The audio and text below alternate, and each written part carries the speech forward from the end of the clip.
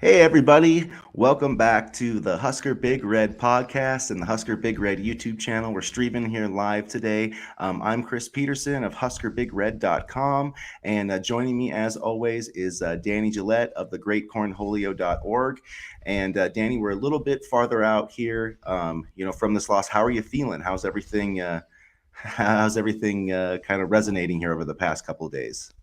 Well, I've calmed down a little bit. I'm not as flustered, but still equally as disappointed. It's going to be interesting. Certainly, reading the pulse of Nebraska Twitter, it's not a good time to be a Husker fan right now. I mean, I don't know. There's just a sense of hopelessness and fire everyone right now, and I can't say I blame them. Yeah, it's it's we put out a mailbag question or some mailbag questions last night, and I think every question had to do with Scott Frost, or should Scott Frost be fired? Is he going to be back this season? Who could replace him? I don't know that we got there was a couple questions, but it's pretty much all, should Scott Frost be fired? So, if you guys have questions, you're in here on the comments, let us know what you think. Let's get involved. But we talked about this on Saturday. Danny, and I'll just throw this question out to you again. Do you think that Scott Frost is going to survive the season? And if not, when do you think he's going to be fired?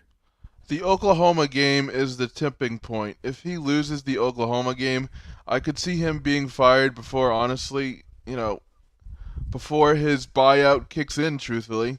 Because the problem here is that Trev Alberts was put in a difficult situation in terms of money. If you were going based on results, Frost would be gone. But I think the money is a huge factor, and that goes back to Bill Moose, who I kind of have a disdain for because he really screwed up this athletic department with, the huge Frost deal. I mean, that's a lot of money that the athletic department probably doesn't want to eat. And I get, people say, oh, well, they have the money.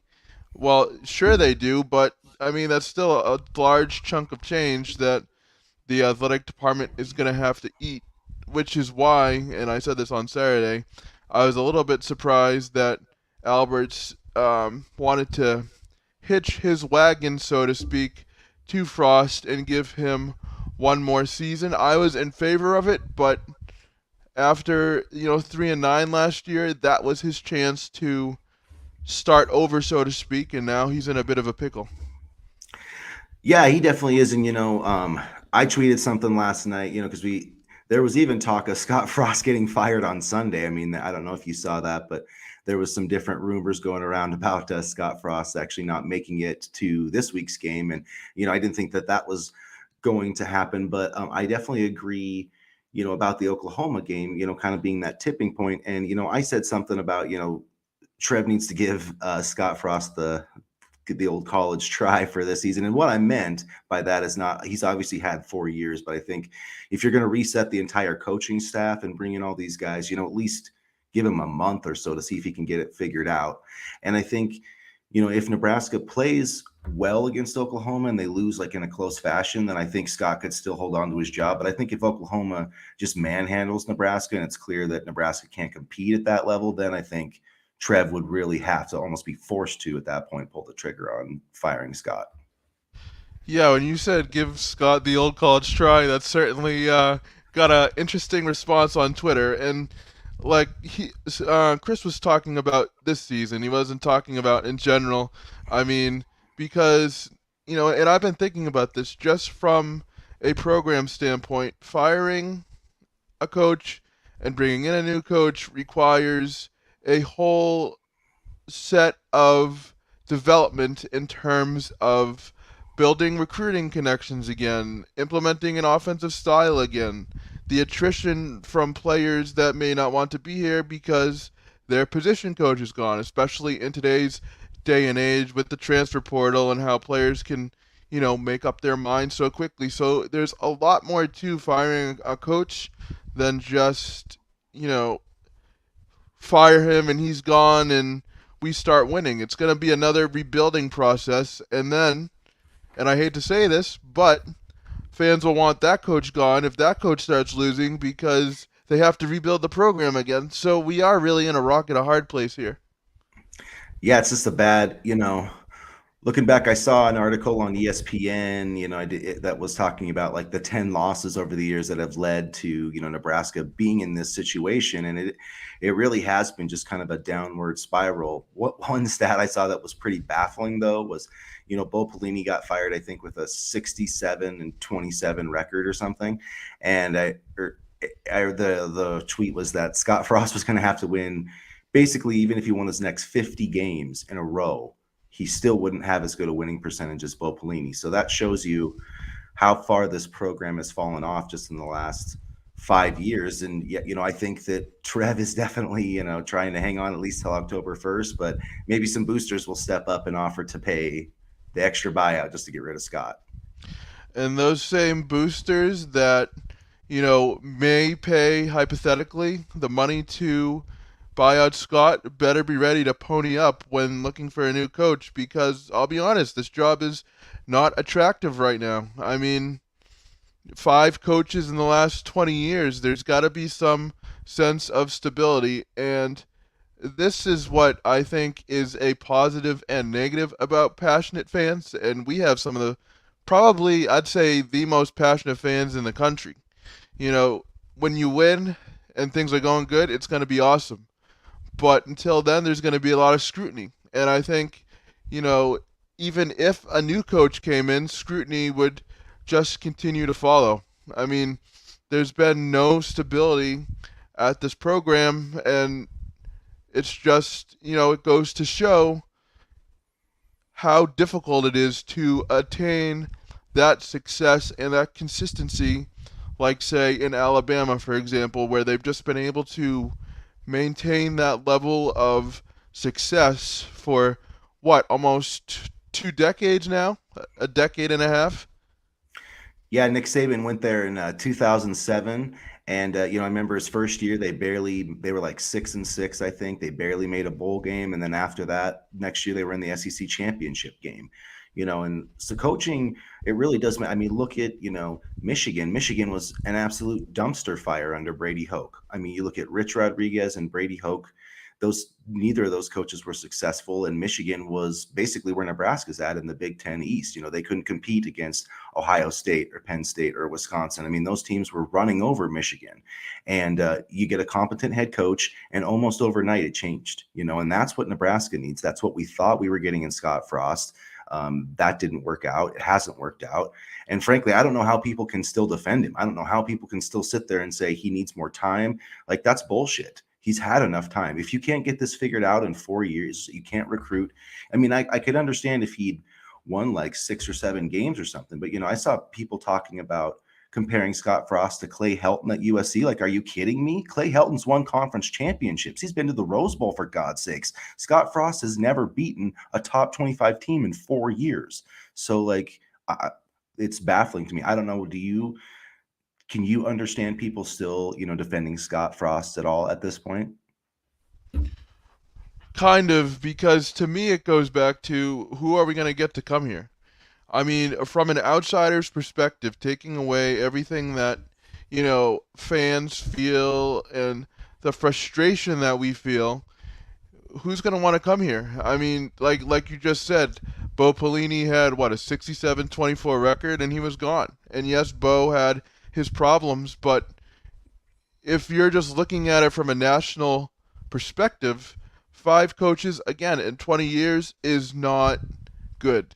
And when you think about the job that you're going to have to do when you come into this program, in the microscope you're going to be under, and how much it's going to take to rebuild, I don't know who would want this job unless they're getting a crazy amount of money. So you don't think Urban Meyer's going to take the job? I've seen that rumor a bunch floating around, or not like a rumor, but people have been throwing that name out. He would, I don't know, he'd win, fake something, and then try to go back to the NFL or something crazy. Although his bridges have been burned there as well. So I mean, I don't know. It's just crazy to me. Like, we're stuck in such a bad spot right now, and I don't know how we're gonna get out. It's like basketball. It's the same thing in basketball, but we can save our basketball talk for when things get really slow in April. Yeah, I don't know about the Urban Meyer. I don't like Urban Meyer, but he's a winner. He's won everywhere he's been.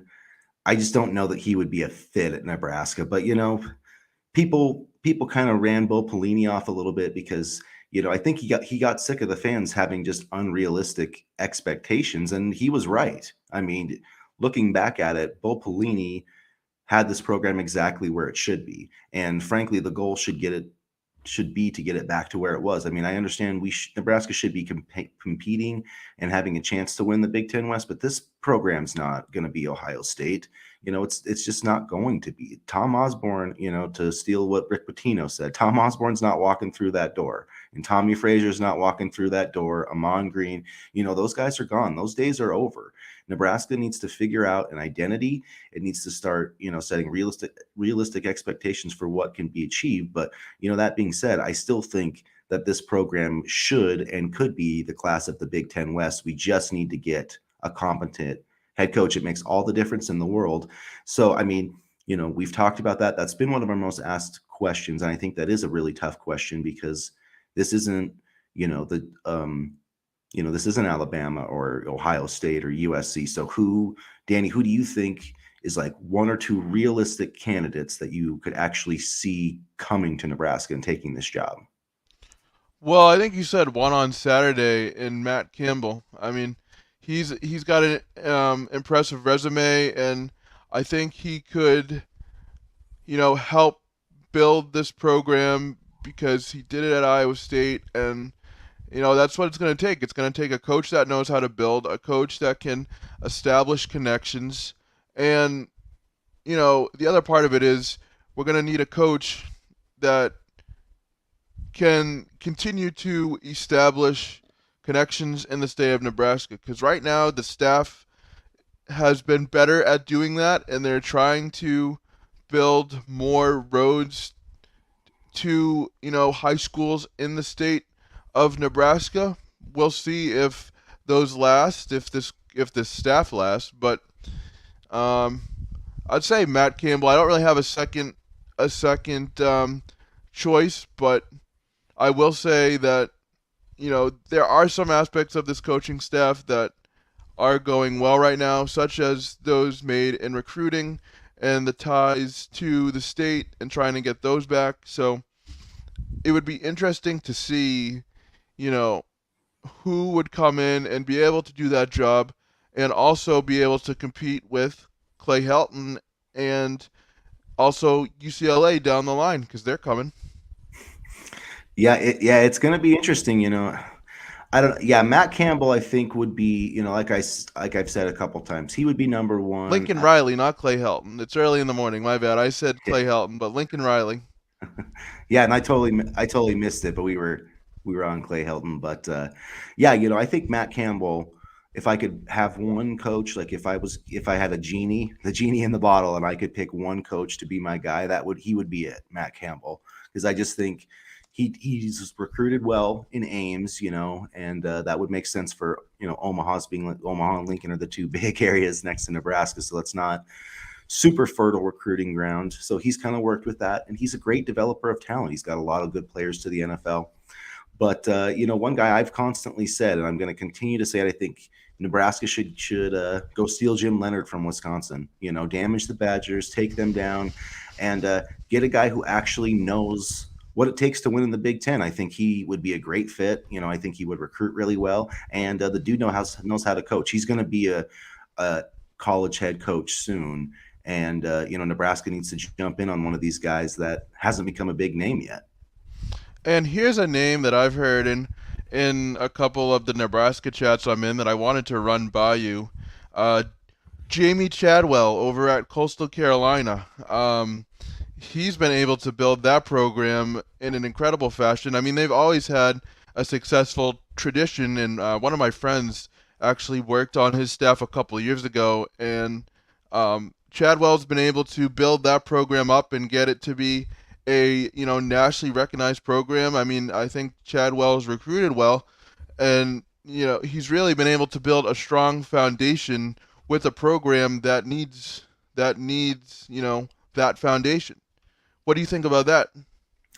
Yeah, I think that Jamie Chadwell actually would be a great hire. He's probably, he's one in my top five, because I could see him just doing really well here. He's a guy that's kind of been rumored for some bigger jobs. Like Florida, LSU. He's kind of always been tossed around in there. So, I think Nebraska would be a perfect place for him. And if you're looking, unless he's like determined to try to get to like the SEC.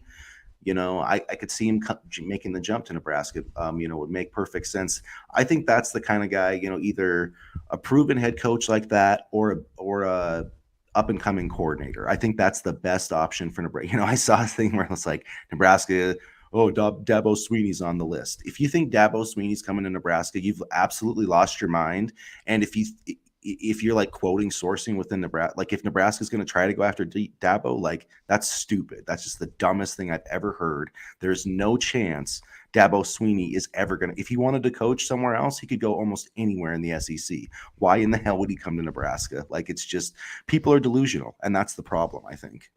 Well, the same people that bring up Dabo Sweeney as a potential fit for Nebraska are the same ones that wanted to fire Scott Frost this past Sunday. But I mean, truthfully, and I don't think it's gonna be a Dabo or a big name coach. I think it is gonna be an up and comer, and I use that term loosely, but a guy like Chadwell or a guy like Matt Campbell, somebody on the lesser known spectrum of the coaching profession that can come in and try to turn this thing around. Yeah, and so we popped up on the screen here. We have our first comment here from Adam Fellows on Facebook, and he offers some thoughts here. He says, "Go back to the Nebraska identity that Nebraska was known for all these years, the running game." And I can't agree. I can't disagree with that. And looking back to Saturday's game, this was one thing that I talked about, or that I was thinking about yesterday, is Nebraska totally abandoned the run. I mean, like we want to talk about Scott Frost and his mistake with the onside kick, but to be honest, the play calling, I wasn't that thrilled with some of the play calling, especially in the second half. It was like 1st and 10 pass every time, and then they would come back and run Anthony Grant or Yant on second down, and it would be they get 3 or 4 yards, but it was just like a repeat of last year, incomplete pass, run for 3 yards, then you're 3rd and 6. It's like I don't understand why not one time in the second half it seemed like they tried to run the ball on first down. Are you, did you share that concern, Danny? Well, maybe that's what Scott Frost was talking about when he said that the offensive staff needs to be a little bit more creative in this league. Like, hello, way to be tone deaf there. And that's an example of him shooting himself in the foot with his comments. But anyway, I mean, I think pass blocking on Saturday and pass protection I thought was decent. I didn't think they got much push in the run game at all. And so I think that was part of the issue too. I mean, yes, Grant got over 100 yards, but I feel like a lot of those were deceiving. He had that big run, but he struggled for most of the afternoon. I mean, the line just couldn't get a push, so I can understand why they abandoned it a little bit, but at the same time, something must have happened to Thompson's thumb, and I'm just spitballing here, in the second half because he did not look like the same quarterback that we saw in the first half. What we saw in the first half was very impressive. The second half, not so much in terms of, Thompson's play. Yeah, I think it was just there was a lot more pressure. Nebraska or Northwestern kind of started whipping Nebraska's offensive line, and I think you could really see, that pressure start to impact him. And then there was just no balance, and they just totally lost momentum and confidence. And they had a few dropped passes. Vokalek was out of the game, and I think that really made a difference. There was two tight ends. Obviously, the game sealing interception was off a tight end's hand, and there was another, kind of a seam route up the middle that he threw. It was a pretty good ball. If Vokalek was in there, it's probably a first down. But it is what it is. Yeah. What grade, I guess, would you give Casey Thompson? After this first game? I'd give him a B. I thought he played well in the first half, and there were some things I really liked. One was his pocket presence for most of the game. I thought he did a good job in terms of just staying in the pocket and looking for his reads and not, running all over the place. Another thing that I really liked was his ability to kind of, place the ball where he wanted it to go in the first half. I thought the touchdown uh, pass to Garcia Castaneda was a good example of that. He placed the ball high, and Garcia Castaneda was able to come down with it. Um, Second half, I just thought he struggled. He looked a little rattled, and I think that kind of, goes back to the job that the Wildcats and, Pat Fitzgerald did in the first half.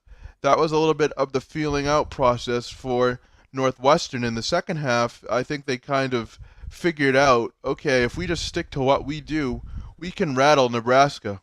And I think the onside kick was a huge, turning point for that, because I think they knew that they could battle battle back and take down Nebraska, especially when you look at the play of the front seven in the running game. They knew they had holes. It was just about wearing the defense down, and me and you talked about it um, prior to the game. It's going to be about who has the most energy in the third and fourth quarter.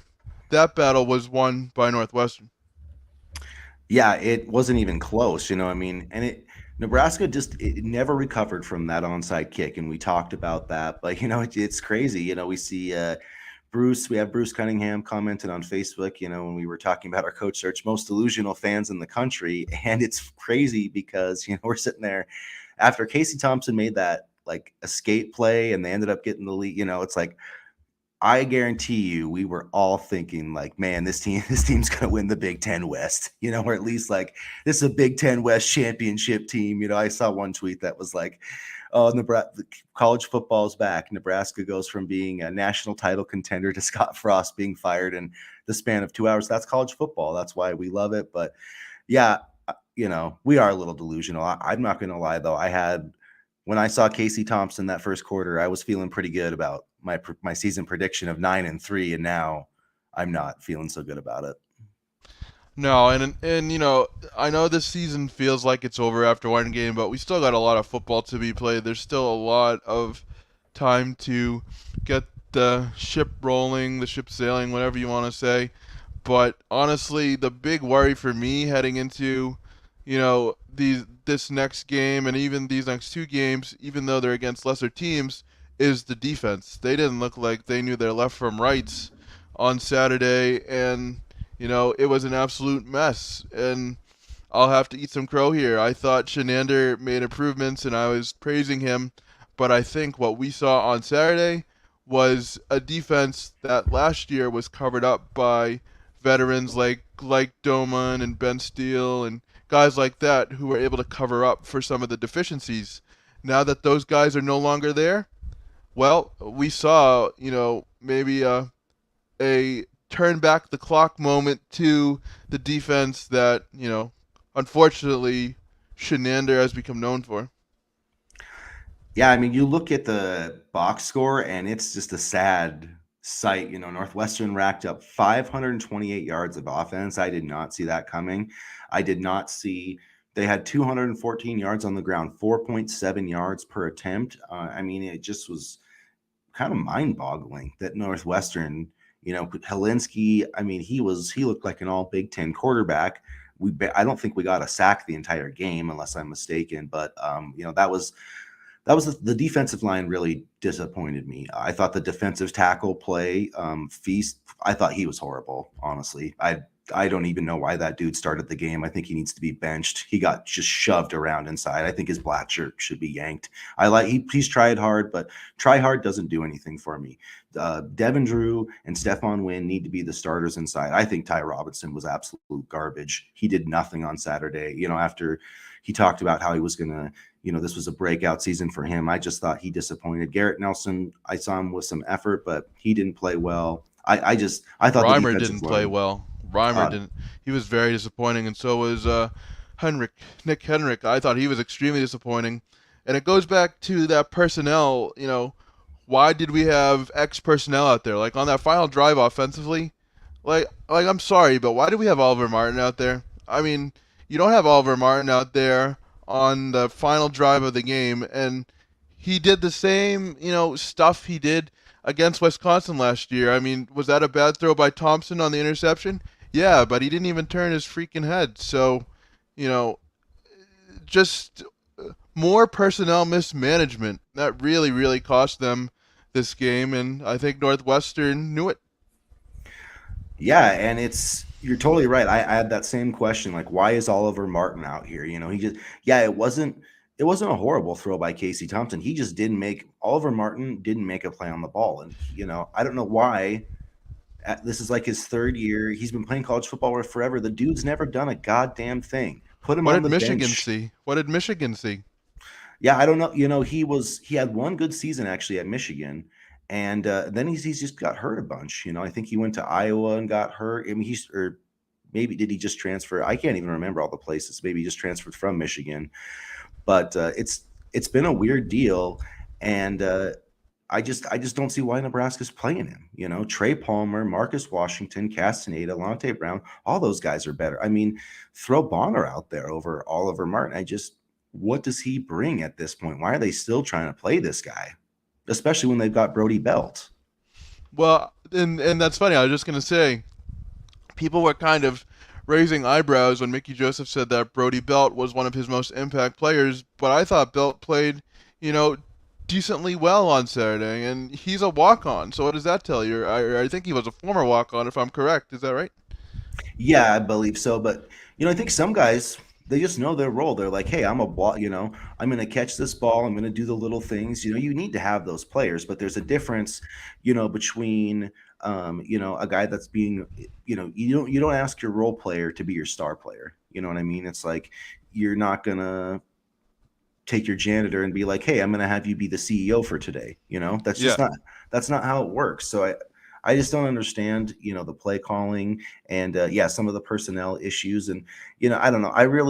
It really was annoying. I think that Scott, I didn't like how he kind of criticized the offensive staff. He really seemed to kind of go after Mark Whipple, and it's like, dude, you handpicked this guy, so now you're criticizing his game planning. Like, did you not pay attention during the week? Like, did you not have any say during the game? Like, hey, I think this is what we should do. You're still the head coach, so it just reeks of incompetence to me. That to me those comments were awareness that the walls are starting to close in. I mean, that's what that was to me. And I don't think the playbook needed any more offensive creativity or whatever. I thought Whipple did a decent job at calling plays, with the exception of abandoning the run.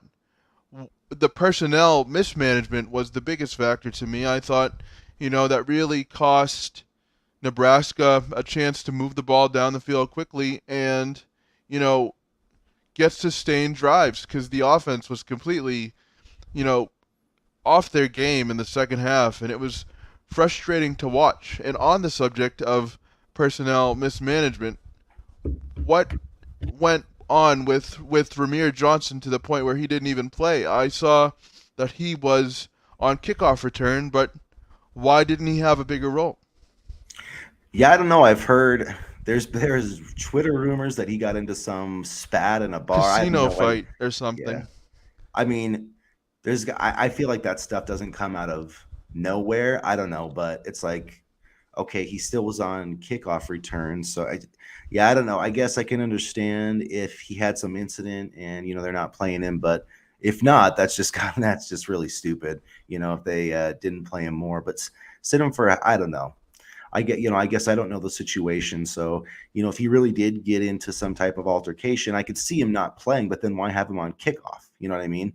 Yeah, that was my thing. Yeah. So it's like either play the guy or don't play the guy. But if you're going to have him suit, because if not, there was like 40 other guys that made the trip to Dublin that didn't dress. So if you weren't going to play Johnson, why wouldn't you dress somebody you could actually? It's just stupid. Honestly, it's stupid.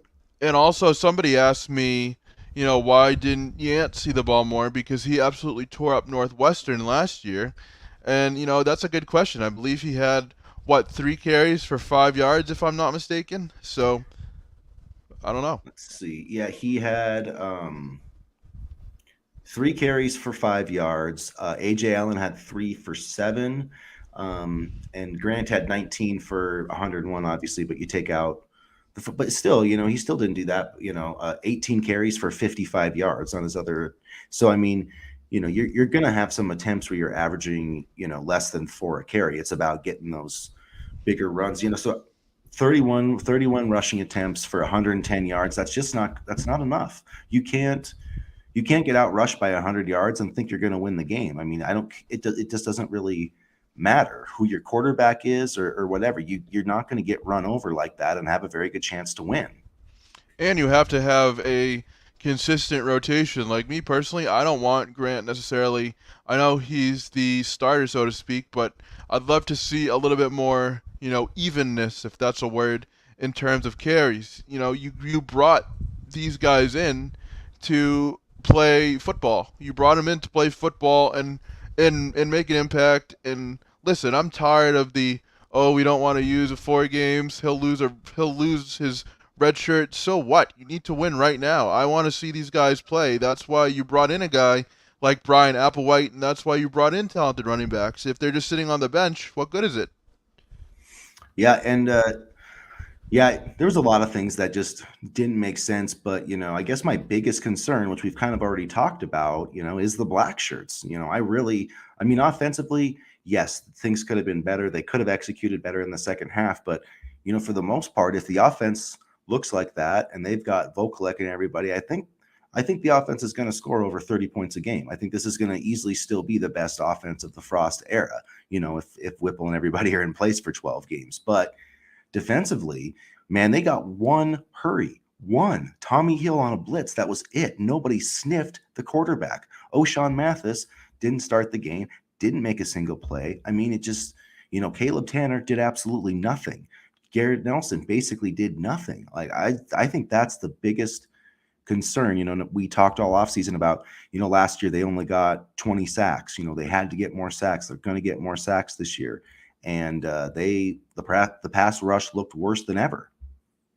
Helinski had time to read a book, make a sandwich, and then make the throw in the amount of time that we even sniffed him. I mean, there was absolutely zero pressure coming from the defensive line, and no wonder he looked Helinski like a Heisman Trophy winning quarterback because he had time to sit and make his reads. I mean, he literally had time to scan the field. Okay, first option's not there. Let's go to the second option. Let's go to the third option. He literally had time to, you know, assess the coverages because there was nobody getting after him whatsoever. There was nobody getting after him, and there was no pressure coming from the edge or up the middle. And I think that's where Northwestern kind of knew in their run game the lack of pressure up the middle and the holes that they were able to get. That's where they knew that they could really exploit the defense. And that offensive line is good on the part of Northwestern. Don't get me wrong, but there was just no pressure in either aspect whatsoever. And the defense just looks really slow. I mean, Heinrich looks slow. Reimer looks slow. The only guy that I came away with feeling good about was Isaac Gifford. He should be the starting nickel. Everybody, the other nickel backs, I always mispronounce his name, Kolarevich or whatever. He was terrible. I don't want to pronounce his name because he was awful. I don't want to see him on the field ever again on defense. Honestly, the one guy, and I know he missed a couple tackles, but he at least showed effort in that he wanted to play in this game was Buford too. I understand that he struggled a bit, but he at least showed like he wanted to be there. He played with energy, he played with effort, and it's his first game, so there's gonna be some mistakes made, but I really liked what I saw, just because he was flying around and trying to at least make plays. He was trying to at least get something done on defense. Yeah, he at least looked the part. He was fast. He had the forced fumble, which was a huge play. That was like the only impact play the defense made all day. He did have the missed tackle, but yeah, of all the I thought him and Farm are probably, of all the guys who got their black shirts, were probably the only guys that legitimately kind of played up to it. The cornerbacks weren't great, but the linebacking group wasn't good. And I really think that, Nebraska's got to rethink this nickel defense with a linebacker. I hate it. Nobody else does it because linebackers can't cover receivers. I don't know. Like JoJo Damon was a special case, but like if you're going to sit there and trot out a linebacker as your nickel defender all the time, you're going to get torched. And I don't know why Eric Shenander has not figured that out in 4 years. I mean, it's pretty basic. Because he's still trying to, do what worked at UCF, and it's not going to cut it. I mean, and then you give him the false hope of last year where the defense looked good. Well, yeah, that's because you had veteran players who, a couple of them went to the NFL. So, those our linebackers just look slow. Like you said, they just looked really slow, and that's not what you want to see in the opening game. To start off here. And I get, maybe there was jet lag or something. I don't know, but they just look slow. They didn't look good at all. Yeah, and I don't know why he's like, oh, our linebackers look slow. Let's get 3 or 4 more out there, and let's get as many linebackers as we can. Like, no, get those guys off the field. Like, I mean, it's I don't feel good about Reimer or Heinrich covering anybody. If you can't cover Northwestern, probably the least athletic team in the Big Ten, you got issues, man. You do have issues, and I'd almost rather see more cornerbacks out there than Not Braxton Clark. linebackers. Not Braxton Clark, but at the same time, the secondary looked like an absolute mess. So I don't know where to go with this defense. I Yeah. mean, Omar Brown had some head scratching. I don't know, man. Like and flip he was a a highly touted player when he came in. Like, I don't know. just like you got to start just flipping like Shenander's just gonna have. I don't know who just flip a coin and see who's worse. I don't know. I mean, I would like to see Ernest Hausman get some more playing time. He played a little bit on Saturday. I'd like to see that happen more. Javin Wright. I don't know how much he played. At the nickel. I do like what Isaac Gifford did. I mean, I thought I he do. played good, but like every once in a while, just put 5 or 6 defensive backs on the field. Like, come on, have one linebacker. Put Isaac Gifford in the middle as your nickel linebacker. Get those slow guys off the field and get some more defensive back. I mean, most teams play with 5 or 6 defensive backs, and it just kind of baffles me that Nebraska doesn't do that more. But Chris, that would actually force them to evaluate the talent that they have and play guys that they have. And they don't do that. They Yeah. stick with like two or three and then they wonder why things don't work. And it's just more of the same. It's more of the same. At this point, if I was, Frost and the coaching staff, I would just empty the tool chest, empty the gun, so to speak, use all your bullets and see what you have. Because, you know, your ass is on the line. Your ass is on the line and your seat is scorching hot. So, what has he got to lose at this point? Yeah, it's going to be interesting to see what happens. North Dakota. I know everybody's looking at this North Dakota like an automatic win, but I mean, this team, I think they either made the semifinals or like the quarterfinals of the FCS. So, like, I don't know, man. I'm just a little bit worried flying back over, but you know, I don't know. I would love to see some more running the ball. I'm interested to see if we're going to see more of like that Smothers, quarterback run that we saw. That I was kind of liked that, random. yeah. I liked it too. I wish we would have seen more of it. Or at least I would have liked to seen Purdy a little bit, something else. The offense needed a spark, and it was just I don't know. It was just kind of clear that they needed to get Thompson back in a rhythm, and they just never found a way to do that. I would have thought we had seen Purdy in the second half a little bit because something was off with Thompson. I don't know if it was just the pressure or something physically with his thumb, but I would have thought that they would have at least tried to see what, Purdy could have done because by all indications he was having a very strong camp. But again, it's just like managing your personnel. And I'll be interested to see what they do this weekend because what was it, North Dakota? Correct? I get those North and Yeah, South mixed up. North Dakota, not an easy team. I mean, yes, they are an FCS team, but not an easy team at all. yeah. They're not going to be a pushover. And Nebraska should have the talent advantage, and everybody should get some more confidence and all that type of stuff. But it did make me for a second.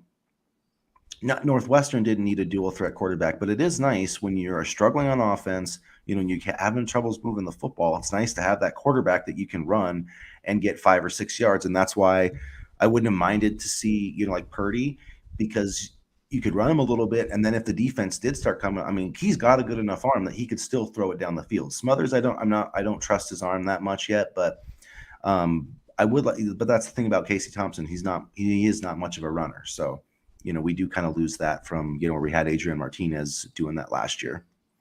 At least see what you have. At least, put Purdy in and see what he can do, just if nothing else, to put him in game action. And I get it was a close game and you want your starter in there, but something just didn't look right between the pressure and, some of the timing of his throws. He looked like a deer in the headlights. So I don't think it would have hurt if we had put Purdy in there for at least a couple series. Just something, a different athlete, something, you run for a first down, they needed a spark and couldn't come up with it. And that was concerning to me, but we'll see. I think these next two games are obviously really important. I think if Scott Frost loses either one of these games, then, he's probably definitely getting fired. But, looking, I guess, just from a broad perspective, we've talked a lot about, Scott getting fired, but, there is the chance that they could turn this around and save their season, I guess, save his job. So what does that scenario look like? How do what does Scott Frost need to do to save his job? We've talked about this a ton, but after this opening loss, what do you think is realistic, and how does he, keep this job going into 2023? Well, there's a little bit of a juxtaposition there. What I think is realistic will not allow him to keep his job. I mean, in order for him to keep his job, I think he has to go, 9-3, 10-2. I mean, because at least then you can say, okay, they're probably in line for a January bowl berth, or not like the, I don't know, bubblegum bowl, some meaningful bowl, and then you can kind of assess from there. What I think is going to play out is I can honestly see if he loses the Oklahoma game and it's a blowout, assuming he wins the next two, and that's a big if, I could see the writing on the wall for him there, because then you're talking about the buyout and somebody's going to have to eat the money. Yeah, my I don't what I think this is what I honestly think is going to happen. Nebraska's going to win these next two games and play well, and we're all going to feel good going into the Oklahoma game. And then I think Nebraska is going to be like emotional and invested. I think they're going to play great against Oklahoma, but they're going to lose it late, like always. It's going to be, like 28-24 or something. It's going to be another heartbreaking loss. And, Trev's going to say, well, we're close. We're still close. And then they're going to go into October, and I think they're going to, win some games there. I think it's going to come down. I think they're going to come into November like 5-3, 4-4, somewhere in there. Because I think they'll lose to Oklahoma. I think they'll lose one of those. They'll either lose at Purdue or at Rutgers. I don't think they're going to win both of those games. And Illinois and Indiana aren't pushovers either. I mean, Illinois looked pretty good last Saturday. So, but that game's at home. So, I mean, I really think they're going to be going into November like maybe 5-3. And, unless he goes and beats like Wisconsin or Iowa, I could see him. I think the worst case scenario though is like 6-6, which I really could see happening. Like when these two beat Illinois, beat Rutgers, maybe beat like Indiana, and then beat Minnesota at home and go to a bowl game. Like, so if you're 6-6 and you lost to Iowa, Wisconsin, Oklahoma, Michigan, would you keep Scott Frost as the head coach? No. And I think even beating Illinois is a dicey proposition. I mean, they ran the ball extremely well on Saturday. So I don't even know if that's a possibility there. But, I mean, and just a quick aside, that Rutgers game is on in October Friday. So that's interesting. They always play Rutgers on Friday. It's always at like 8 a.m. or something crazy on a Friday at some random time. And I just thought that was interesting because it always seems like they play Rutgers on a Friday. I'm not sure if it has to do with filling the stands, which I don't think it is, or maybe a TV deal or something. I don't know. But anyway. I think it's the Big Ten's trying to get games on Friday night, so that's not going to work. They probably figure, hell, if we put Nebraska on them, every Nebraska fan will watch it. So I mean, they're right. They will. We will. I mean, yeah, to a point, but a lot of the state is also invested in the high school football. So, True. but yeah, I don't see us beating Illinois, but I think if he can beat Oklahoma, Wisconsin, Iowa, then maybe he keeps his job. I think I think he's got to get 7 wins to keep his job. I think 7-5. I don't think Trev would fire him after that. I really don't. But 6-6, I don't know, man. What would Trev Alberts do if we're sitting there at 6-6, no major victories? I feel like it would be time to move on at that point. I feel like if you still in 5 years haven't beat a top 25 coach, but we have to see the whole body of work. But I guess my prediction right now is going to be that I went from 9-3. I'm gonna say 6-6. I don't think Scott Frost is gonna get fired in the middle of the season. I think he's gonna make it torturously all the way to the Iowa game. We're gonna end up 6-6, and then we're all gonna be sitting there wondering, like, is Scott gonna coach this bowl game? Is Trev gonna fire him? Are we even gonna go to the bowl? Like, what's gonna? So I think it's just gonna be a year of nobody knows what the hell's going on with Nebraska. As if it's any different from any other year. Yeah, but but yeah, I think the money is the huge reason why he would last the season, and you know and it's the good once old boys network, like you said. I mean, yeah. people aren't going to get rid of Scott. I think, like, until it's apparent, like, oh my god, this guy has to go, and that's where I struggle with, because he's going to go 6-6, and he's going to have a lot of proponents still, like you were talking about the other day. Yeah, no, and I think uh, I'm just going to be interested to see, okay, we fire Scott Frost at the end of the season. How badly do the alumni and the boosters and everybody with the big checks, everybody with the blank checkbook, how badly do they want a new coach? Because I think, you know, people want to see Nebraska win. So I'm curious to see what the budget is. I mean, that's what Miami did with Mario Cristobal. Um, a lot of the boosters and people within the program, had a sort of meeting to talk about what, what do they want their next coach to be, and probably how much would they, you know, dedicate to helping get a new coach. I don't know the exact details of the meeting, but I do have friends that were in the meeting. And so I think it's going to be something like that. I think we're going to see how much will these boosters give for a new coach, and how much does the success of the program mean to them. Yeah, it's gonna be very interesting to follow. So we're kind of coming up on about an hour here, so I think we'll start to wrap it up here, Danny. I guess we didn't really get into much positives. It was kind of just you know a big kind of time to let some things loose on Scott Frost. So we'll have a little bit more on North Dakota later this week. But what do you have any other kind of final thoughts for today, Danny? No, I think I said my piece. Although I will say, shout out to Isaac Gifford and the running game for getting 100 yards. I guess those are my positives. But other than that, I'm ready to wash my hands of this Northwestern game. Yeah, I think we're all ready to like forget about Northwestern. Let's focus on North Dakota, move on, and this is a bad start, but one game does not a season make. So if we can get our crap together, and if we can find a way to beat Oklahoma September 17th, like I'll be more than happy to eat some crow about Scott Frost. I'd love it. And I'd so love will to I. Yeah. I'd love to eat just a huge freaking plate of crow after Scott Frost wins like his next 9 games. But I don't think that's going to happen. But I'd love it. I would One love that. game at a time. One game at a time. One game at a time. All right, folks. We'll make sure you're checking us out here and on the Husker Big Red YouTube channel, and also the Husker Big Red podcast. My name again is Chris Peterson of HuskerBigRed.com. This is Danny Gillette of thegreatcornholio.org. Check out both of our websites, and as always, go Big Red. Go Big Red.